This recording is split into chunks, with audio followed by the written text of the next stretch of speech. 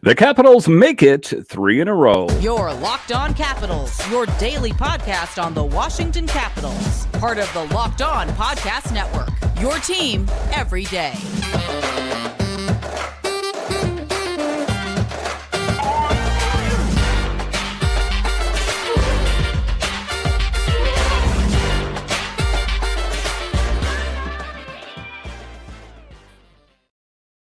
Well, hello and welcome into this edition of Locked On Capitals. I'm so glad you decided to join me today. As always, this podcast is free and available on all the major platforms, including the SiriusXM app and YouTube. Thank you for listen each and every day. My name is Dan Holman. You can find me on Twitter. It's at DanCaps218. You can find the show on Twitter. It's at Locked On Caps. And the best way that you can help grow the show is to subscribe to Locked On Capitals on YouTube and comment anything down below. I would love to talk Capitals hockey with you one-on-one, and we can do that on subtext. Just check the show description for more details. Today's episode is brought to you by Game Time. Download the Game Time app, create an account, and use code LOCKED your first purchase. So in this edition of Locked On Capitals, we talk about how the Caps make it 3 in a row. Can you believe I'm talking about that right now? If I would have said that to you last week, that the Capitals were going to go on a winning streak and win 3 games, I think you would have probably laughed at me. I think I would have probably laughed at myself. But in any event, the Capitals are finding a way to win games. And albeit it was against a deplorable San Jose Sharks team. I mean, they have struggled here for a couple of seasons now, at least anyway, but a win is a win. And ultimately, the Capitals pick up the dub. We'll talk about that. We'll talk about how it was a wild game for the Hershey Bears. A little bit later, we will talk about Wilson's 300th point. Then we'll talk about Topline Magic. Who am I talking about? Ovechkin, Strome, and Wilson. But just to get it going here, the Caps do, in fact, win 3 games in a row. Big games. Despite whoever your opponent is, to win 3 consecutive games, that is the big thing for this Capitals team that had struggled for a long period of time. And how were they able to do it? It's that positivity snowball that I talk about. If good things happen, if you keep winning, that snowball gets bigger and bigger and bigger. And guess what? Winning feels like second nature. The longest time, I think, for the Capitals here this season, it felt like losing was second nature. And I think they had to break that negativity snowball. They were finally able to crush that and start winning. And I think that the Capitals are going to be able to go on a long winning streak here, potentially, if they keep doing what they did in these last few games here. They do have a somewhat tough schedule coming up as they take on the Islanders and Blue Jackets. But despite who they're playing, you never want to, underestimate your opponent. I think that is when you can enter into what they call a trap game. And in any event, I think the Capitals just need to stick to the script. And I think that good things will follow. But taking a look at the game tonight, 3-1. It was a game that saw the Sharks score first. The Capitals have won 3 straight games to pull over 500 for the first time on this. Kuemper stopped at 30. Then Strome and Wilson each scored in the third to complete the comeback. And it was one of the games. The Sharks first, I'm like, they better not lose a game to the Sharks. They are horrible this season. They were able to find a way to rally. This is the first time Caps have won 3 straight games since December 2022. So it has been some time, but what is one of the things that we know is that last year was a rough year for the Capitals, and we know all the reasons why. We know that it was based on the myriad of injuries. We know that, Peter Laviolette, and it was just a lot of different things. But long story short, the Capitals were not really good last year. So it's been some time since they've been, competitive and a good team. This was a Sharks team that was hungry for not only a win, but its first goal following back-to-back shutouts. So when I say that this Sharks team is bad, I mean that I'm not trying to undersell that. They are quite deplorable.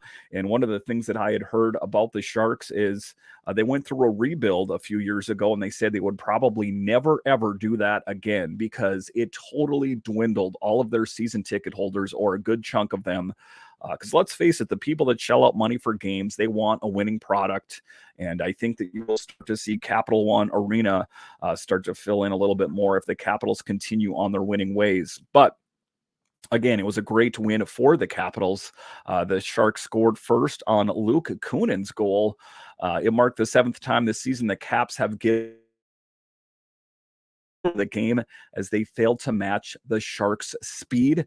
And that was one of the things, and I guess that is one of the things you say about the Caps being the second oldest team in the NHL, is they're not going to be the most fleet foot.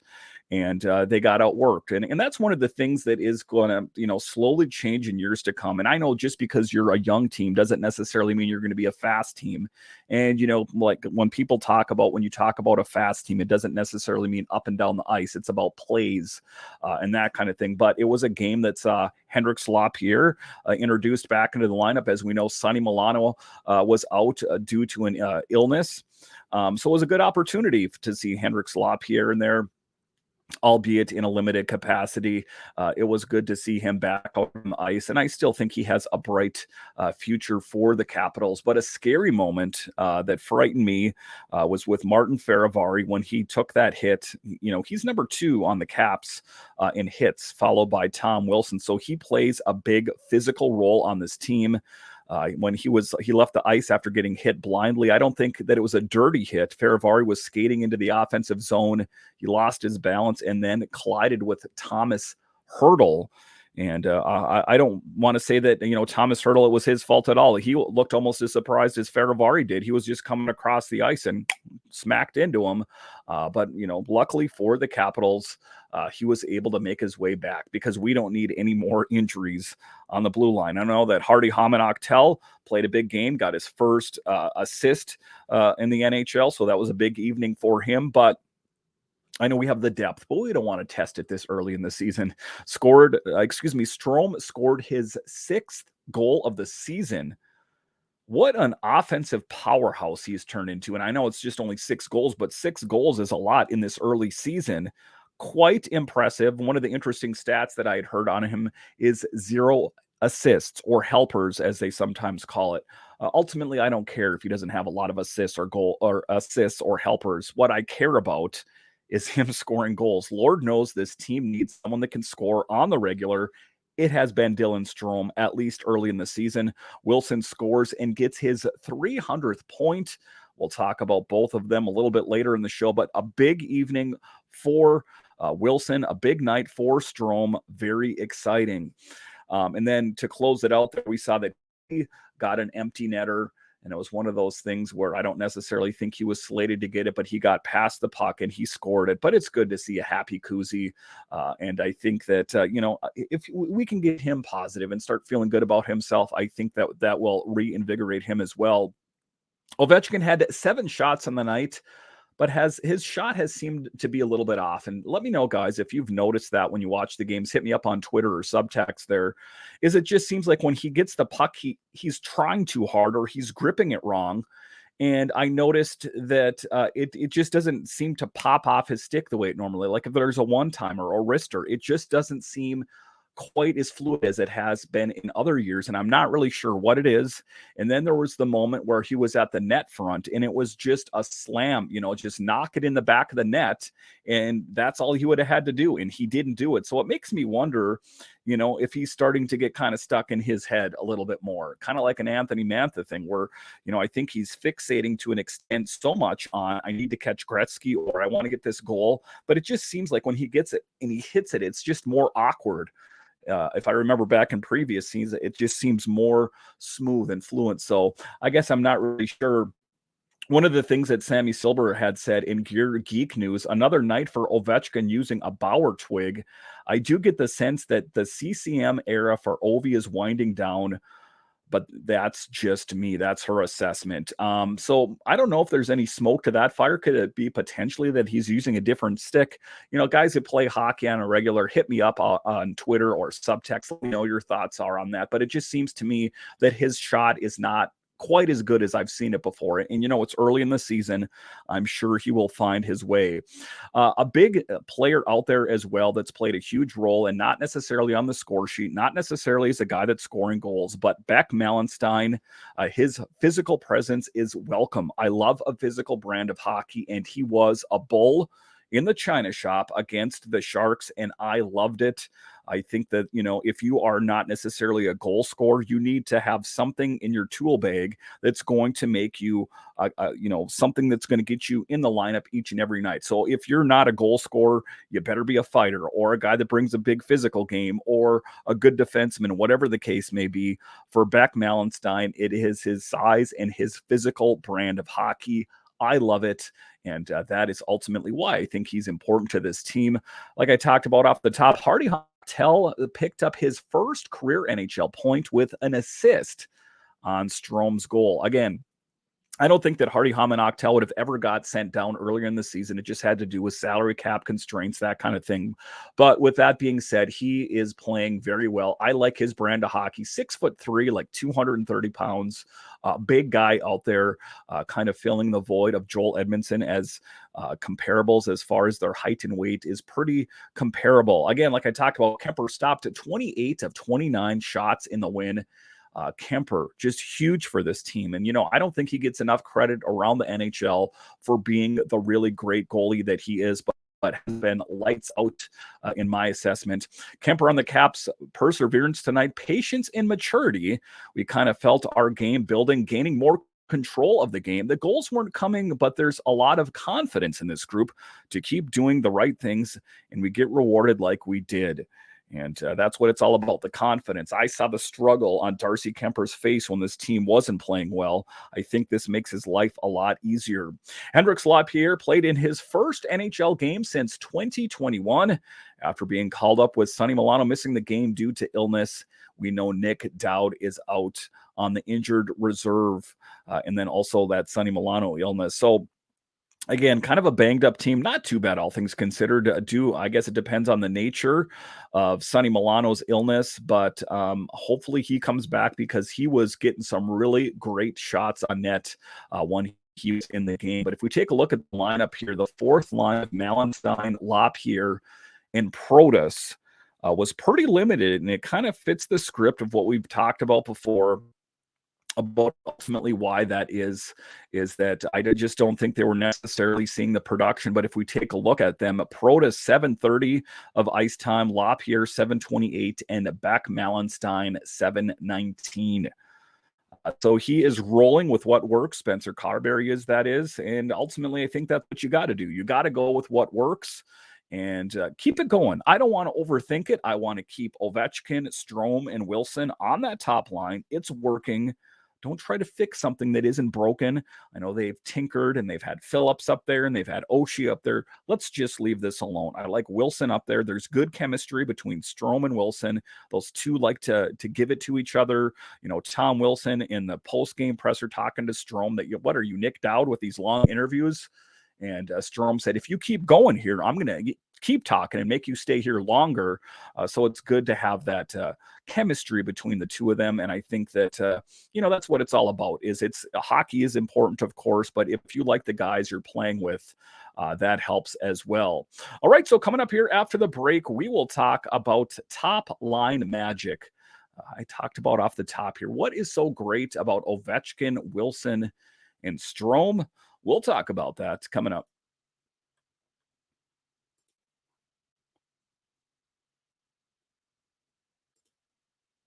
You shouldn't have to worry when you're buying your tickets to your next big event. Game Time is the fast and easy way to buy tickets for all the sports, music, comedy, and theater events near you.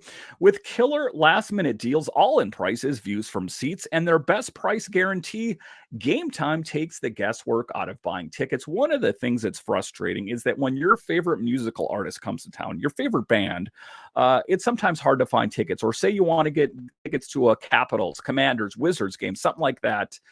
Game Time makes it that much easier. That is why I trust Game Time. Take the guesswork out of buying tickets with Game Time. Download the Game Time app, create an account, and use code LOCKEDONNHL for $20 off your first purchase. Terms apply. Again, create an account and redeem code LOCKEDONNHL for $20 off. Download Game today. Last minute tickets, lowest prices guaranteed.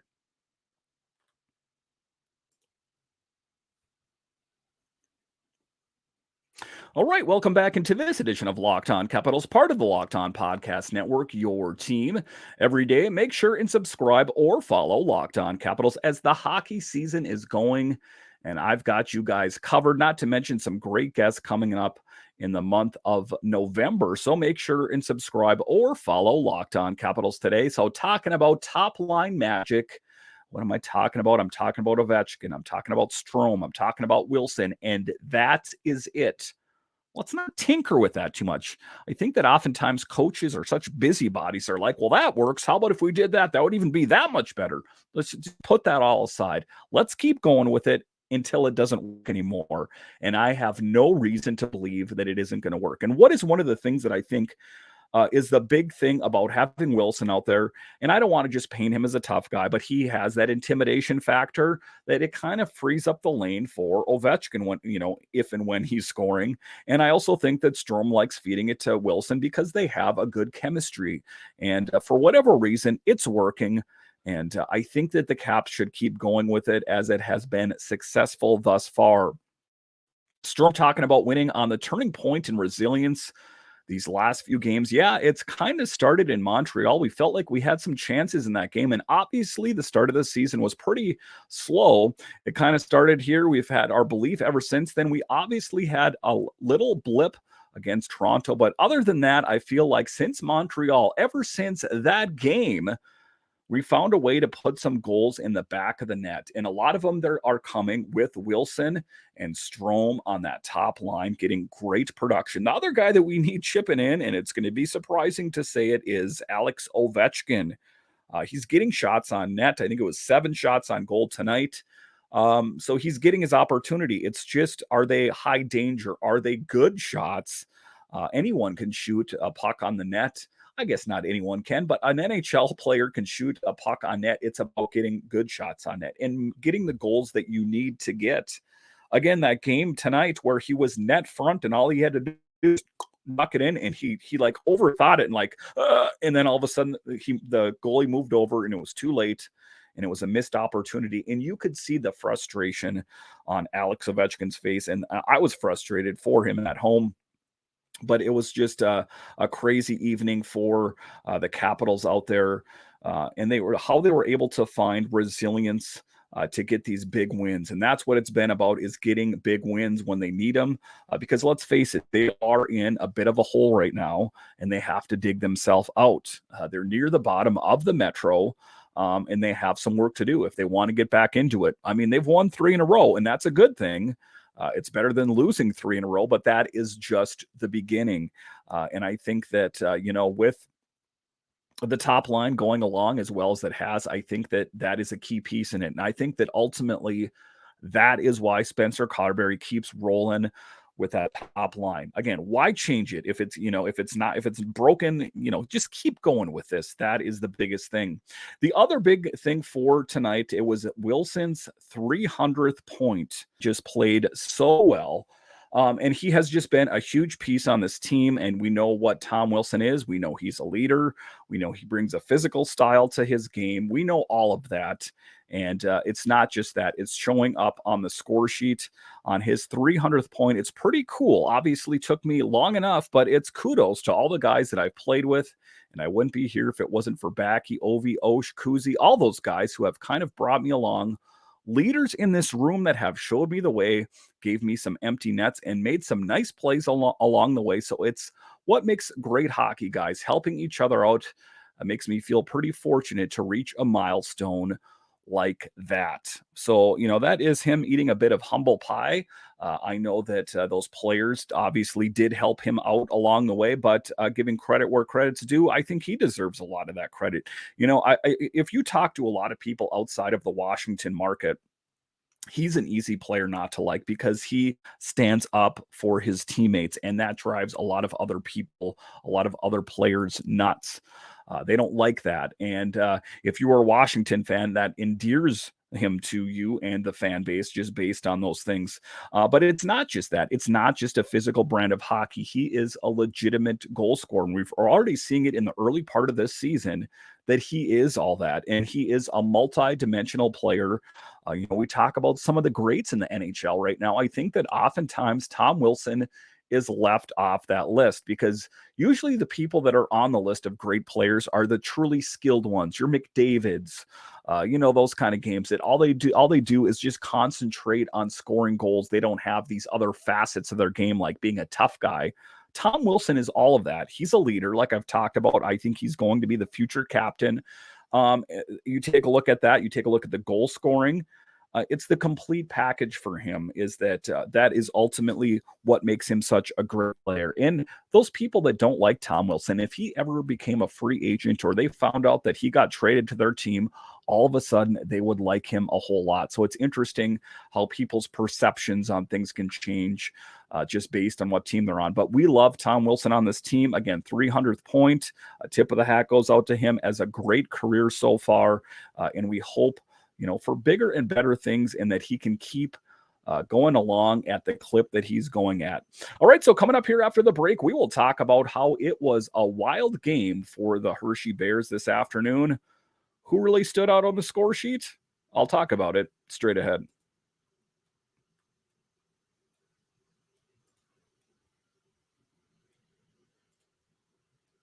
Score early this NFL season with FanDuel, America's #1 sportsbook. Right now, new customers get $150 in bonus bets with any winning $5 moneyline bet. That's $150 if your team wins. If you've been thinking about joining FanDuel, there's no better time to get in on the action than right now. The app is super easy to use, and there's a wide range of betting options. And even if you're not that into the game that you're watching, say you're watching a Commanders game, a Wizards game, or say it's a team outside of your market, if you have a little bit of money on it, it makes watching the game that much more exciting. You can pick spreads, player props, over-unders, and more. So visit FanDuel.com/lockedon and kick off the NFL season. FanDuel, official partner of the NFL.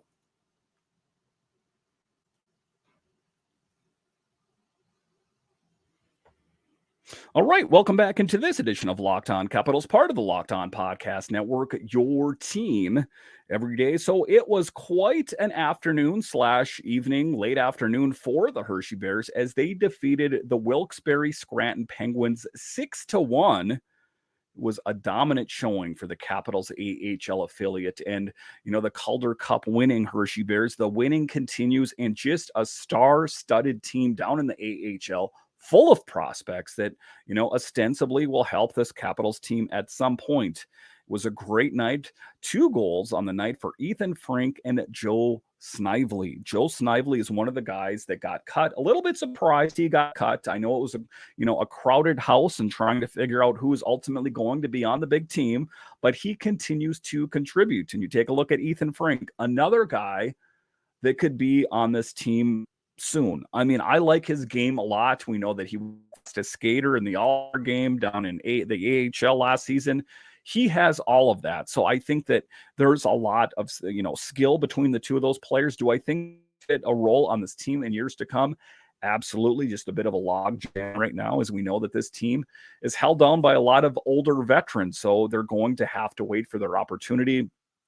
On Ethan Frank's second goal, there was an unofficial assist from Bears goalie Hunter Shepard. Yes, the Hunter Shepard that was on the Capitals just a few games ago, getting an assist. So Hunter Shepard is quite a dynamic goalie, kind of a quiet, who cares how quiet, they don't have to be talkative. Everyone talks about Hunter as if he's this quiet guy and he doesn't really say a lot. who cares? He's a brick wall in net, and that is why we like him. The 2023 AHL playoff MVP came way out of his net and sent the puck perfectly off the wall to set up Limoges, Scarboza, and Frank for a tic-tac-toe goal. That was in RMNB. They were talking about it. So a great evening for Hunter Shepard. It was a great evening for Ethan Frank and Joe Snively, two players that I think ultimately find a spot on this team in years to come. But it's interesting to see, how these players are progressing. We saw how some of them played in the preseason, but we're hoping that they're going to be ready for the big team soon. I know, and if you're an everydayer, I've spoke about it ad nauseum, is that we can't make any big earth-shaking moves until Ovechkin retires. But what we've seen is slow integration. So who was added this year? Malenstein. You saw Connor McMichael. You saw Hardy Hamanoktel. You saw Alexiev and Lucas Johansson. So there has been this integration of younger players into this team, and more than there has been in years past. And I think that at least in part that is because there's been a change in philosophy. For the longest time, it's like we will win with this lineup, and it's been carbon copied, rubber stamped every year. We're going to keep going with Ovechkin and Backstrom and Oshie, and going to keep going and keep going and keep going and keep going until it didn't work anymore. And now we are starting to see that those older players aren't going to be quite as productive anymore, and they're seeing that they need to get younger. And it doesn't need to be a fire sale. It doesn't need to be tear it down to the studs, but it's something that needed to be addressed, and it is being done tactfully, slowly. I think that is the recipe for success. So next year, maybe you add a couple more players. The thing that's a bit interesting for me, and I talked about this all summer, is that the Capitals have a lot of money tied up in Backstrom, who is a third line center. If I mentioned that to you a few years ago, that Nick Backstrom, who for years was the top line center or second, for him to be all the way down to third line center is interesting. And Kuzi, he's had a bit of an up and down season. I suppose they could vacillate between the two of them, Kuzi and Backstrom, that is. But the one thing I know for sure is that they're paying Nick Backstrom a substantial amount of money to be a third line center. And, it's going to come, to fruition here, or, it's going to come home to is McMichael a more viable option. I know that he's young and still a bit unproven, but Backstrom, I love Backstrom, but he's the Backstrom of old. He's playing pretty well. I'm not going to say that he's stinking it up out there, but, just given the fact that he is on the third line alone, kind of speaks volumes. But let's just take a look at the score sheet for Nick Backstrom tonight. I have it pulled up in front of me. Guess what I see? All zeros. 0 goals, 0 assists, 0 shots on net, 12:24 of ice time. That is a lot of money. I don't have the exact figure in front of me, but they are paying him a handsome fee to be a third line center. And, that's one of the things about the Capitals is they're top heavy. Some of their top players are making the most money. It's going to be a come to Jesus moment at some point that, Nick Backstrom is a good player and he's a great guy and all the history. They're paying him a lot of money to be a third line center that showed up all zeros on the score sheet tonight. That's something that's going to have to be considered, in either this season or in years to come. All right. I want to thank you once again for joining me on this edition of Locked On Capitals, your only daily year-round podcast covering your Washington Capitals. And I want to thank all of you that listen on the audio podcast side and watch this on YouTube. You are what makes this podcast successful, and I have you guys to thank. Are you a fan of other DC sports? Well, Locked On has got you covered. We have Locked On Nationals, Commanders, Wizards. So no matter what major DC sport it is, Locked On has got you covered. Also, are you a fan of the NHL at large? We have Locked On NHL, available wherever you find your podcasts and on YouTube. All right, once again, I want to thank you for joining me on this edition of Locked On Capitals, part of the Locked On Podcast Network, your team every day. My name is Dan Holme, and I'll talk to you again next time.